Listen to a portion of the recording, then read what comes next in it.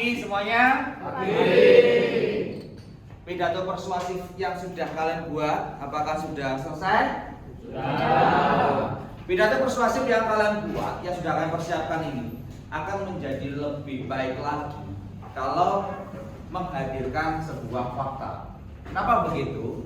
Karena fakta di dalam pidato persuasif yang kalian buat itu nantinya bisa membuat orang semakin percaya dengan argumen yang kalian buat. Karena pidato persuasif sendiri itu artinya apa sih, Kesia? Mengajak orang, membujuk orang, sebuah bujukan untuk meyakinkan orang mengikuti apa yang kita mau. Tentunya adalah hal-hal yang positif. Oke. Di sini kita akan mengembangkan pidato persuasif yang sudah kita siapkan itu dengan menghadirkan fakta, dengan kita mencari literasi yang mendukung untuk pidato persuasif yang kalian buat di dalam digital library yang ada di genggaman kalian. Kita dekat dengan era digital. Untuk itu saat ini kita coba mengakses digital library. Coba kalian cari digital di dalam digital library itu. Data yang mendukung, fakta yang mendukung. Misal ketika Jameson itu mengambil topik tentang narkoba, carilah buku-buku yang mendukung mengenai narkoba. Silakan dicari data-data yang mendukungnya. Oke, silakan dicari. Oke, silakan coba dicari buku yang mendukung kalian dalam pidato persuasif ini.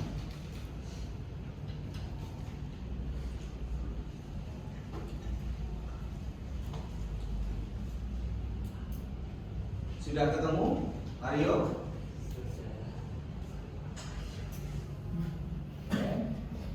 Kalian cari data pendukungnya.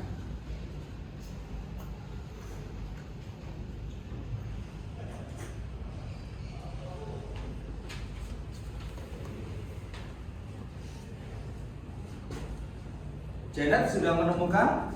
Sudah, bagus. Kamu mengambil topik apa dalam pidato persuasifmu ini?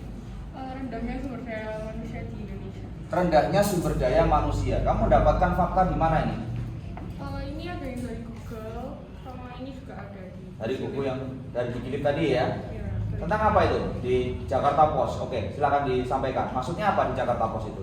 ini tentang Indonesia sedang stres tentang ekonominya. Jadi ini dijelasin kalau Indonesia udah mengatakan kalau ekonominya sedang tidak baik-baik saja sekarang. Dan juga ini ada banyak lagi statement fakta ini. Bisa nggak menghadirkan itu menjadikan satu dalam pidato ini? Bisa.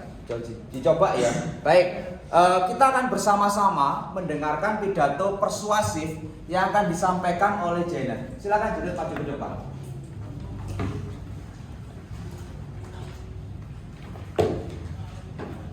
Diperhatikan semua pidato persuasif yang akan disampaikan oleh Janet.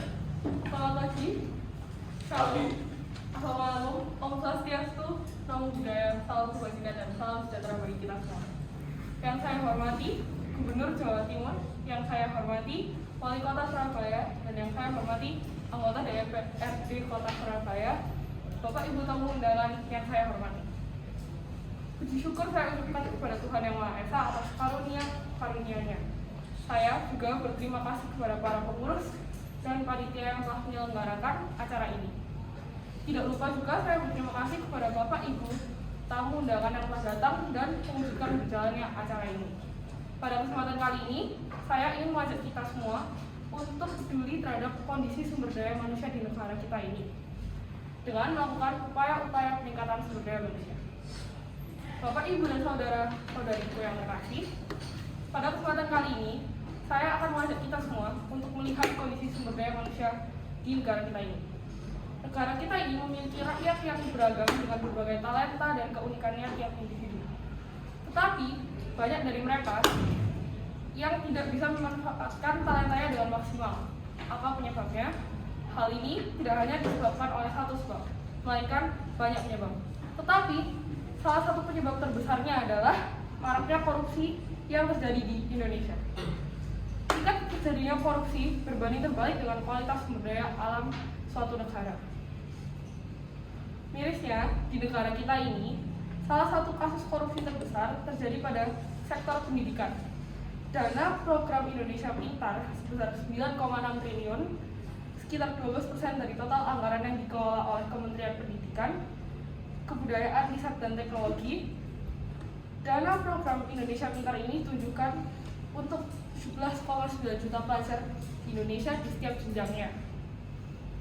Berdasarkan Peraturan Sekretaris Jenderal Kementerian Pendidikan, Kebudayaan, Riset, dan Teknologi, pelajar berhak mendapatkan dana bantuan sekitar 225.000 hingga 1 juta, tergantung jenjang pendidikan.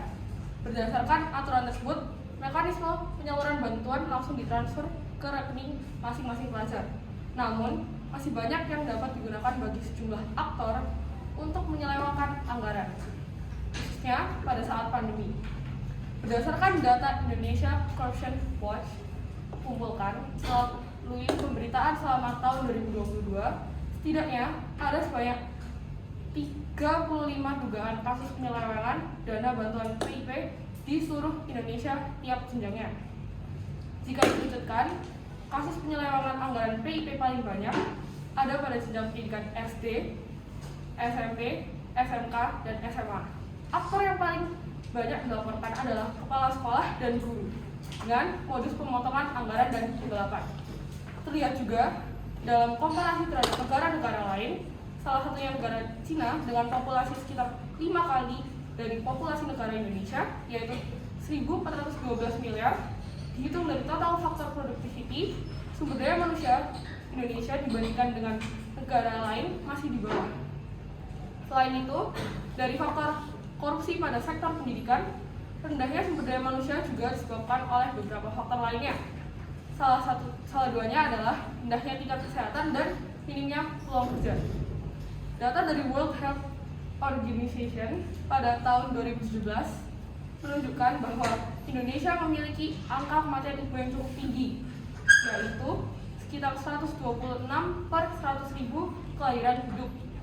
Selain itu, Indonesia juga masih memiliki tingkat stunting atau kerdil yang cukup tinggi, sekitar 30,8% pada tahun 2020.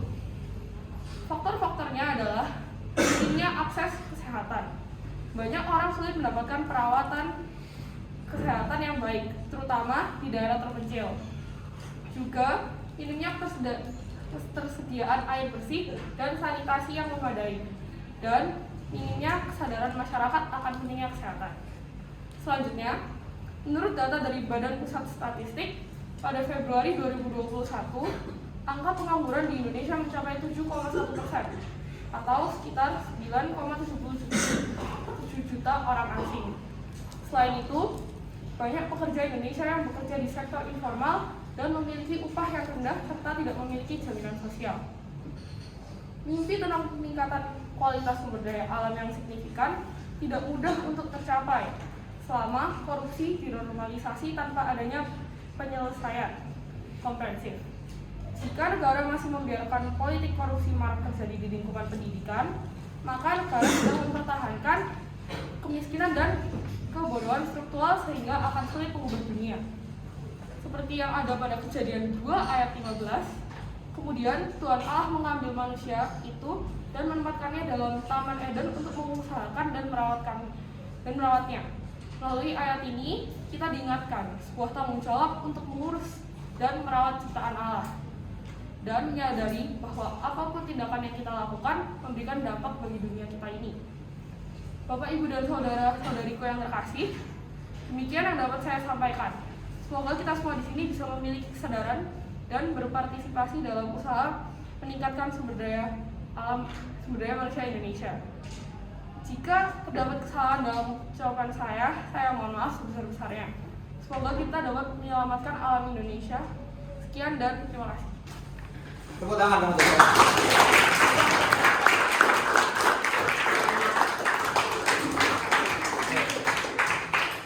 Luar biasa penampilan dari Janet. Ini adalah ketika Janet berhasil menghadirkan fakta yang sesuai. Nah, pidato persuasif yang disajikan akan menjadi lebih baik lagi karena fakta-faktanya itu mendukung setiap argumen yang disampaikan. Dan orang menjadi lebih percaya, oh ternyata seperti ini toh.